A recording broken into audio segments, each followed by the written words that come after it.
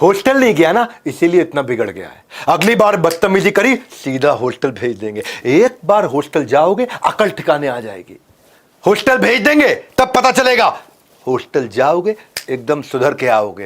हे माँ बाप की ये सारी धमकियां सुन सुनकर हम में से ज्यादातर लोग बड़े हुए हैं। नमस्कार, विवेक बिंद्रा बोल रहा हूं, फाउंडर CEO बड़ा बिजनेस.com। ऐसा कहा जाता है कि जो लोग हॉस्टल में रहे हैं वो अपनी जिंदगी के मैनेजर बन जाते हैं बिना MBA किए।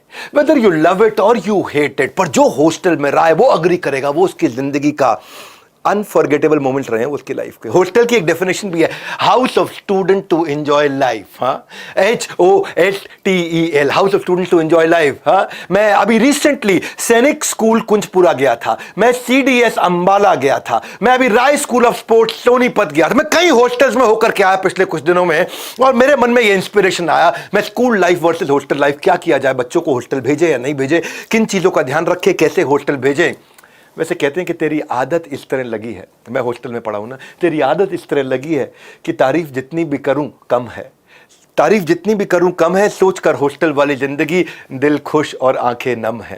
तेरी तारीफ जितनी भी करूं कम है, सोच कर वो हॉस्टल वाली जिंदगी दिल खुश और आंखें नम है। हॉस्टल ये वो जगह है जहां चाइल्ड डेवलप करता है अपना first time long term relationship outside family, परिवार के बाहर पहली बार संबंध बनाता है। हालांकि मां टेंशन में रहती है, पता नहीं बच्चा अकेला कैसे रहेगा, पता नहीं खाना ठीक से मिलेगा या नहीं मिलेगा, कहीं चोट लग गई तो कौन ध्यान रखेगा, अरे कौन नजर रखेगा बच्चा पढ़ाई कर रहा है कि नहीं, माँ बाप के बिना कैसे रह पाएगा, कितना रोती है माँ, किसी मुसीबत में पड़ गया तो कौन मदद करेगा उसकी, कोई ध्यान देने वाला होगा कि नहीं होगा, कहीं गलत संगत में पड़ गया तो क्या होगा। There are no best schools but there is always a school which is best for your child. वो स्कूल कैसे ढूंढा जाए, कैसे समझा जाए, बच्चे को हॉस्टल में भेजें कि स्कूल में पढ़ाएं, डे स्कॉलर बनाएं कि हॉस्टल में भेजें, आज इस वीडियो में बहुत सारे कॉन्सेप्ट क्लियर करूंगा। हॉस्टल में ना जिंदगी में थोड़ा मजाक भी कर सकता है बच्चा, और मजाक अलग प्रकार का करता है, सिंसियर होता है। एंड एक बार टीचर से बच्चे ने पूछा कि मैडम क्या किसी ऐसे काम के लिए मेरे को सजा दोगे जो मैंने किया ही नहीं। टीचर बोले नहीं, जो तुमने नहीं किया उसके लिए तुम्हें सजा क्यों दूंगा। अच्छा चलो बच गए, मैंने होमवर्क नहीं किया था। देखिए लाइफ अलग ही लेवल की होती है, कुछ पॉइंट वाइज डिस्कशन कर लेता हूं। पहली चीज क्या है, हॉस्टल लाइफ में ना बच्चे का इंडिपेंडेंस और सेल्फ रिलायंस बहुत ज्यादा हो जाता है। एक्चुअली स्कूल लाइफ में सारे डिसीजन तो पेरेंट्स लेते हैं, हॉस्टल में फिर वो डिसीजन खुद लेना शुरू करता है। यहां उसको माँ उठाती है, उधर वो थोड़ा ओनरशिप लेता है अपनी टाइमिंग की, पंक्चुअलिटी की। पेरेंट्स कंफर्टेबल एनवायरनमेंट देते हैं, लेकिन वहां पे बदलती हुई परिस्थितियों में वो अडेप्ट करना सीखता है। इसलिए हॉस्टल लाइफ थोड़ी जरूरी भी है। कम से कम 2 साल बच्चे को जिंदगी में हॉस्टल जरूर डालना चाहिए। जो बच्चे हॉस्टल में रहते हैं ना, वो हर समय उनके पास मम्मी पापा नहीं होते हैं, और वो क्वालिटी उसके अंदर सेल्फ रिलायंस बिल्ड करती है। यहाँ पे जब घर में जितनी जरूरत पड़ी पैसा मिल जाता है, वहां वो बजटिंग सीख जाता है, वहां वो सेविंग सीखता है, वहां वाइजली स्पेंड करता है। कॉन्सिक्वेंस इसका यह है कि वो इंडिपेंडेंट रहता है, तो बच्चे के अंदर कॉन्फिडेंस अलग लेवल का आ जाता है, और वो कई प्रॉब्लम्स के साथ डील कर पाता है, क्योंकि हर समय हर चीज उस बच्चे के हिसाब से नहीं होती है। हॉस्टल में वास्तव में नहीं होती, तकलीफों में आता है वो, और उस समय उसके पास में पेरेंट्स नहीं होते कंप्लेंट करने के लिए कि मम्मी मेरे को ये खाना ठीक नहीं लगा, दोबारा बना दो, दूसरा बना दो, तीसरा बना दो। वहां पे उसको मैस का खाना खाना पड़ता है, वो सेल्फ रिलायंस देता है, स्केड्यूल का फर्क पड़ने लग जाता है, स्केड्यूल का दिमाग में सेट हो जाता है। जो बच्चे जिंदगी भर हॉस्टल में पढ़े हैं ना, वो सुबह जल्दी उठते हैं जिंदगी भर। जो बच्चे जिंदगी भर हॉस्टल में पढ़े हैं, वो बड़े सेट टाइम पे नाश्ता खाना खाते हैं। और यहां पे क्या है, घर के अंदर तो रूटीन फ्लेक्सिबल है, कभी रात को 1 बज रहा है, कभी वेब सीरीज पे मिर्जापुर लगा रखी है, दिमाग खराब किया हुआ है। हॉस्टल में लाइफ डिसिप्लिन होती है भैया, उनका वे ऑफ वर्किंग बिल्कुल शेड्यूल बेस्ड रहता है, फिक्स टाइम होता है हर चीज का, नाश्ते का, खाने का, हर चीज का। उससे वो फर्क पड़ता है उसकी लाइफ में। बच्चों को पता चल जाता है मुझे अगला क्या करना है, अगला क्या करना है, मालूम है। शेड्यूल उसको कंसिस्टेंसी देता है, शेड्यूल उसको स्टेबिलिटी देता है, वो अपने डिस्ट्रैक्शन को खत्म करके फोकस कर सकता है, उसकी लाइफ बड़ी डिसिप्लिन हो जाती है। डे स्कॉलर की लाइफ नेबरहुड पे, पड़ोसियों पे, रिश्तेदारों पे, घर के अलग अलग सामाजिक जो उनकी जिम्मेदारियां उस पर डिपेंड करता है। लेकिन हॉस्टल में कोई डिस्टर्बेंस एक्सटर्नल नहीं है, वहां एक ही फोकस है। सुंदर पिचाई बोलते थे ना इस बारे में कि पड़ोसियों के चक्कर में कई बार रात को लेट होते थे हम लोग, कोई फंक्शन है, सेलिब्रेशन है, कुछ त्योहार है, कुछ है, अगले दिन स्कूल मेरा मिस हो जाया करता था। और एक चीज जो मैंने हॉस्टल में सीखी है, मेरा एक बचपन का दोस्त था तेनजिंग, जो मेरे साथ हॉस्टल में पढ़ता था, तेनजिंग अरुणाचल प्रदेश से।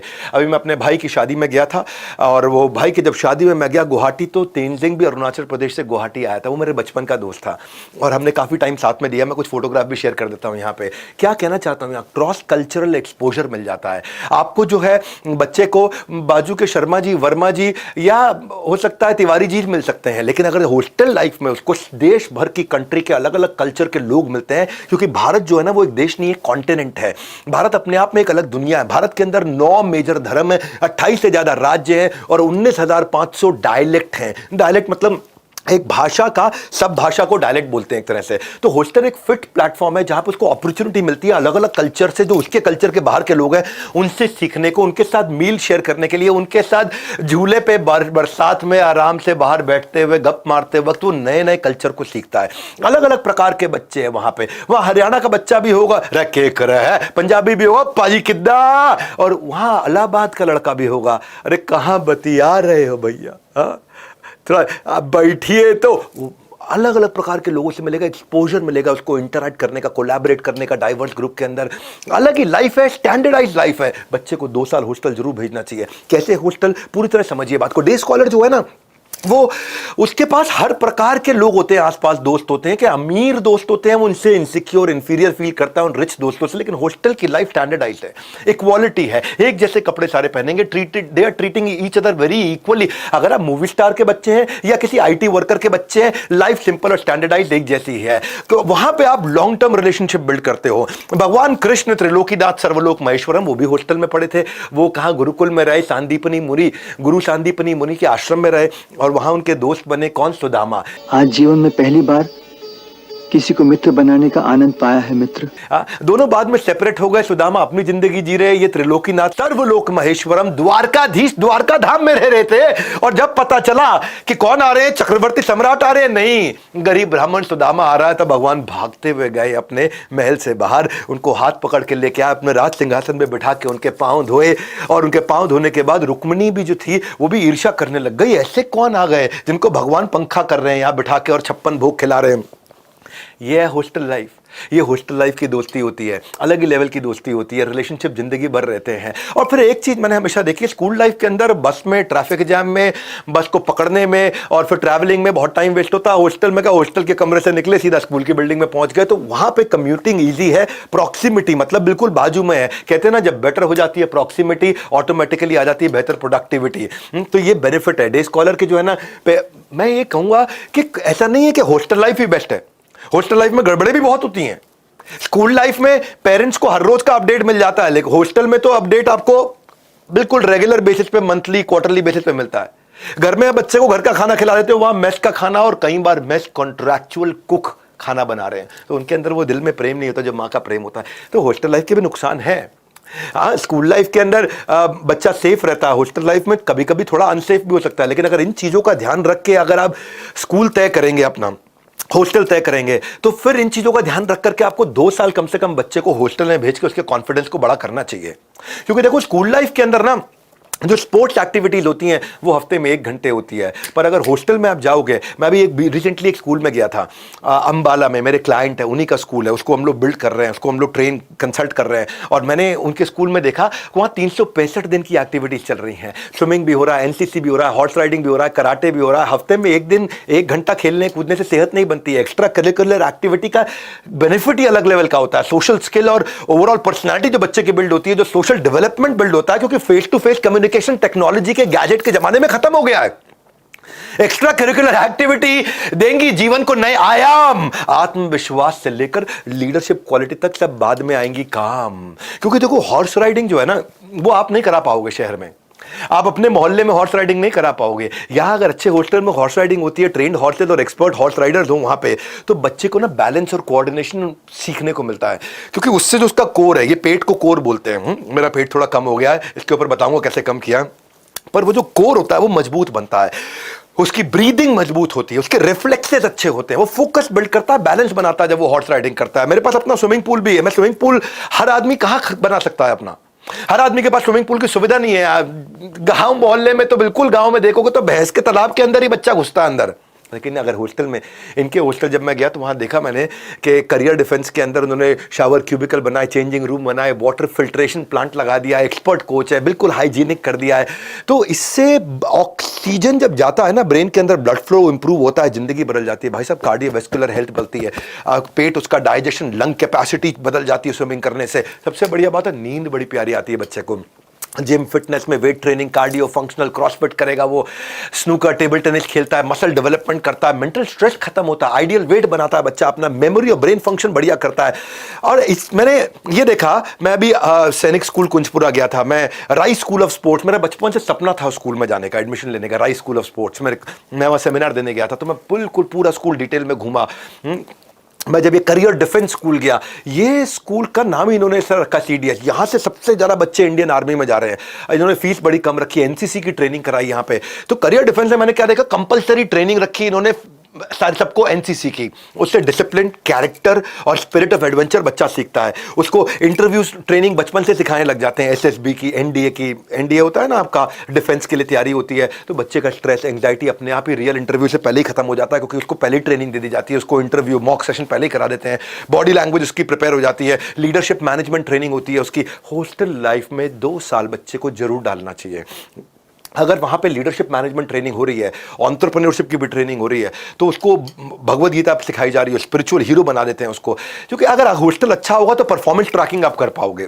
परफॉर्मेंस ट्रैकिंग बहुत इंपॉर्टेंट है। मैं इस बिल्डिंग में अलग अलग जगह गया घूमने, मैं आपको वीडियो में साथ साथ दिखाता हूँ।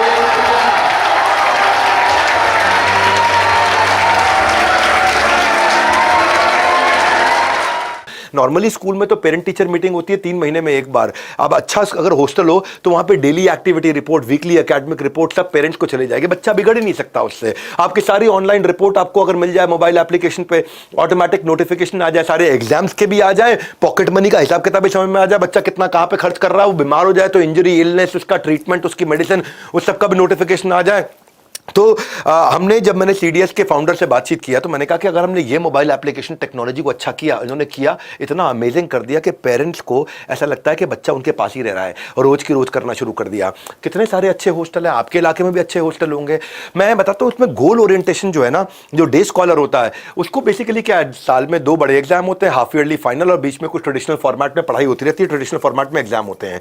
तो टेक्नोलॉजी अगर हॉस्टल में अच्छी है, जैसे CDS में मैं जब अंदर कंप्यूटर लैब देखा तो उन्होंने 500 कंप्यूटर लगाया। मैं पूछा भाई इतना कंप्यूटर क्यों लगाया? बोला हमने बच्चों को ऑनलाइन टेस्ट देना सिखाया, हमने बच्चों को हर संडे ऑनलाइन टेस्ट देना शुरू कर दिया ताकि पेरेंट्स को रिपोर्ट मिलती रहे। 3री क्लास से बच्चा सीख रहा है ऑनलाइन कॉम्पिटिटिव एग्जाम के लिए। देखिए कॉम्पिटिटिव एग्जाम के लिए ना आपको लॉजिकल रीजनिंग और क्रिटिकल थिंकिंग चाहिए, इसको टाइम लगता है डेवलप होने में। 3री क्लास से कराना शुरू कर दो, 5वीं 7वीं 9वीं आते आते 10वीं 12वीं आते आते वो कॉम्पिटिटिव एग्जाम के लिए इतना प्रिपेयर हो जाता है, जिधर बैठता है सक्सेस लेकर के आता है।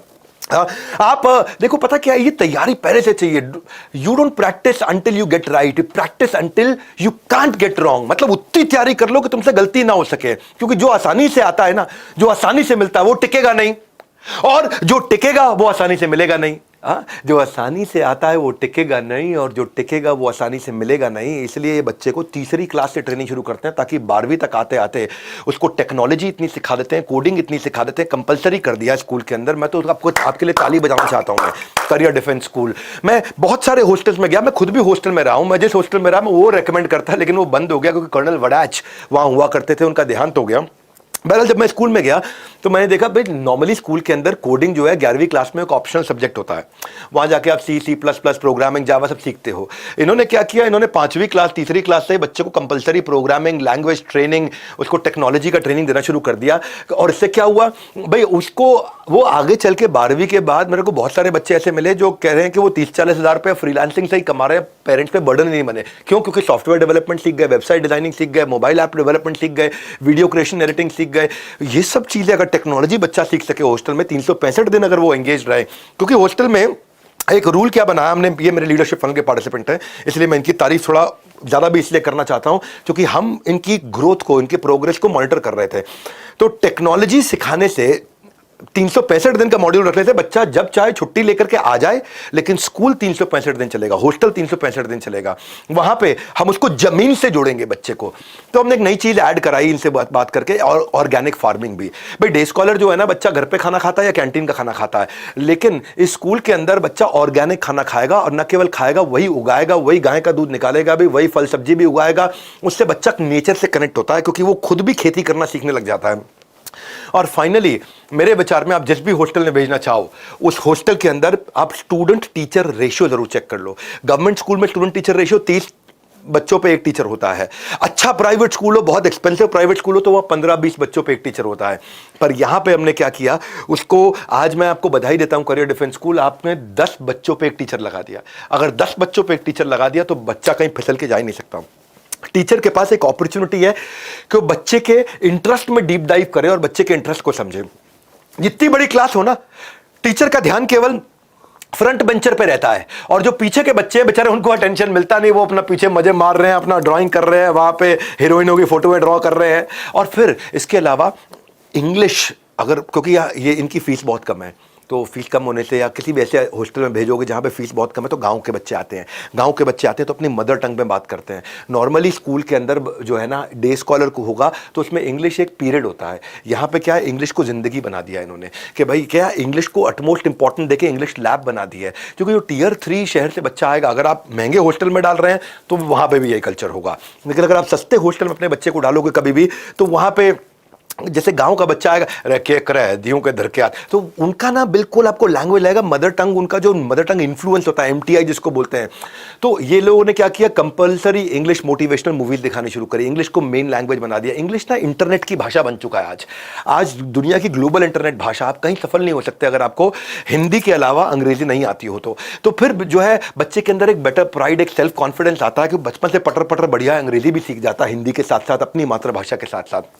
फाइनली मैं ये जरूर कहूंगा, जिस भी हॉस्टल में बच्चे को डालो आप, वहां पे उसका सेफ्टी कंसर्न बहुत इंपॉर्टेंट है। नॉर्मली किसी एक हॉस्टल के अंदर 50 CCTV कैमरा लगे होते हैं, यहां एक अच्छा काम क्या कर दिया, 300 CCTV कैमरा लगा दिए, हाई कवरेज CCTV कैमरा, ताकि हॉस्टल से लेके स्कूल से लेके हर कॉर्नर नजर आ जाए। उनकी सेफ्टी सैक्रोसैंक्ट हाईएस्ट होनी चाहिए। चप्पे चप्पे पर नजर रहती है, बच्चा हरकत करने से पहले 2 बार सोचेगा।